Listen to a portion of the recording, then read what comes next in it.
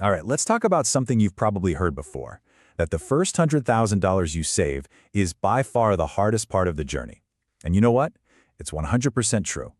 But what most people don't get is why it's so hard, and just how much the game completely changes once you cross that finish line. So, here's a question for you. Is 100 grand 10% of the way to a million, or is it more like 33%? It feels like a trick question, right? Because mathematically, of course, it's 10%. But when we're talking about the time it takes to build wealth, hitting that first 100K actually means you're about a third of the way there. It sounds totally backward, I know, but we're about to break down the weird math that makes it a fact. So yeah, let's start with that initial climb. If you've ever started saving and investing and felt like you were just spinning your wheels, getting absolutely nowhere, you are not alone. There's a very real reason it feels like such an incredible uphill battle. And the heart of the problem is right here. Our brains are just hardwired to think in straight lines. We expect that if we put in one chunk of effort, we get one chunk of results back. Simple. But building wealth doesn't play by those rules. It follows this exponential curve. It starts painfully slow, and that slow beginning is where almost everyone gets discouraged and just gives up, not realizing that this massive acceleration is literally just around the corner. This is honestly the perfect way to picture it. Getting to your first $100,000 is exactly like this. Every single dollar you save feels like a huge effort. You're straining, you're sweating, and for every step you take, the boulder just barely moves. In this stage, the growth, it's all on you. It relies almost entirely on your savings, on your muscle. Let's put some real numbers on that struggle. If you invest $10,000 a year, which is about $833 a month, a serious commitment, and you get a pretty standard 7% return from the market, it's going to take you almost 8 years to hit that first 100K. Think about that, almost a full decade of consistent, disciplined effort. And this chart just says it all, doesn't it? It shows you exactly why it feels so slow. Over those nearly 8 years, almost 3/4 of that final balance came directly out of your paycheck. The market, all that magic of compound interest you hear about, it only chipped in about 1/4 of the total. You did basically all of the heavy lifting yourself. And here's the tragedy. This brutal, slow-moving phase is where most people quit.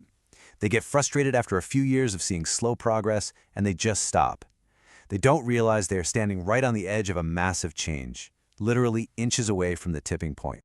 Because once you finally push that boulder over the crest of the hill, once you cross that $100,000 line, everything changes. And I don't just mean it feels good. The actual physics of how your money grows is fundamentally transformed. You've basically escaped financial gravity. Which brings us to this awesome concept, escape velocity. This is that magical moment when your money starts working harder than you do. It's the point where the growth your investments generate in a year is actually more than the amount you're saving out of your paycheck.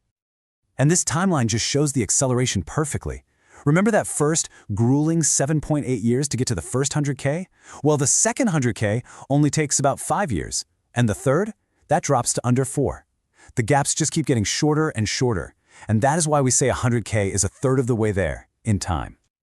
I mean, just look at this comparison. At $100,000, your money is earning you a pretty respectable $7 grand a year. But by the time you hit $300,000, its annual earnings are more than double what you're putting in yourself.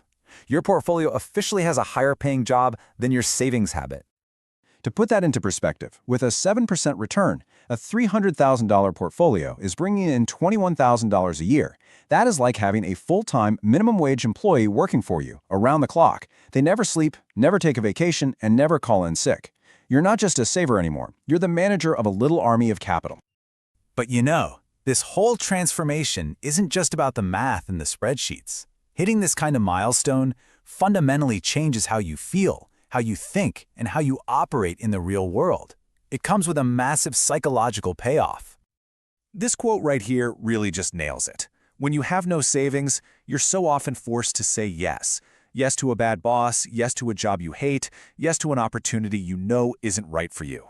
Having that financial security, it buys you options. It buys you the freedom to choose.